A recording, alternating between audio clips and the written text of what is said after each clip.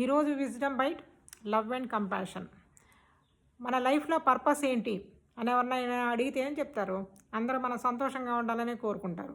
ఎవరైనా కానీ ఎవరు కూడా అబ్బా మేము బాధపడాలి, మేము కష్టపడాలి, మేము ఎక్కువ సఫర్ అవ్వాలి అని ఎవరు కోరుకోరు కదా. అందరూ సంతోషంగా ఉండాలని కోరుకుంటారు. కాకపోతే యూనివర్స్కి ఏదైనా డిఫరెంట్ మనకి అంతుపట్టని మీనింగ్ ఉంటే ఉండొచ్చు, కానీ మామూలుగా అందరూ కూడాను సంతోషంగా ఉండాలని కోరుకుంటారు. ఈ సంతోషం అనేది కానీ సఫరింగ్స్ అనేవి కానీ దేని మీద డిపెండ్ అయ్యి ఉంటాయి? ఇవి ముఖ్యంగా రెండిటి మీద డిపెండ్ అవుతుంటాయి. ఒకటేమో మన మెంటల్ కండిషను, రెండోదేమో physical condition. Mental condition primary role play చేస్తుంది, ఫిజికల్ కండిషన్ ఏమో సెకండరీ రోల్ ప్లే చేస్తుంది.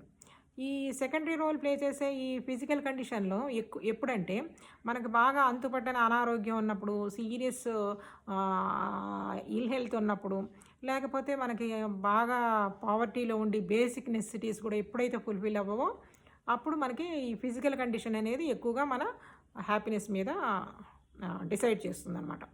ఎప్పుడైతే ఈ మెంటల్ కండిషను ఇది ఎప్పుడు కూడాను చిన్న చిన్న ఈవెంట్స్ని కూడా బాగా మైండ్లో రిజిస్టర్ చేసుకుంటుందన్నమాట.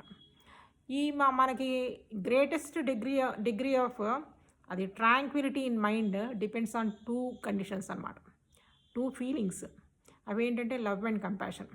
ఎప్పుడైతే ఈ లవ్ అండ్ కంపాషన్ అనే ఫీలింగ్స్ మనం డెవలప్ చేసుకుంటామో మైండ్ ఆటోమేటిక్గా ఈజ్ అయిపోయి ఒక మంచి స్థాయిలో ఉంటుందన్నమాట. పీస్ఫుల్గా హ్యాపీగా ఉండే కండిషన్లోకి వెళ్ళిపోతుంది.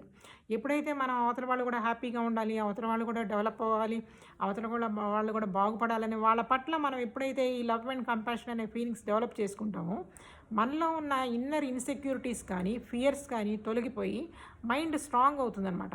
ఎప్పుడైతే మైండ్ స్ట్రాంగ్ అవుతుందో అది అన్ని ప్రాబ్లమ్స్ని ఫేస్ చేయడానికి, సాల్వ్ చేయడానికి బాగా సన్నద్ధం అవుతుందన్నమాట.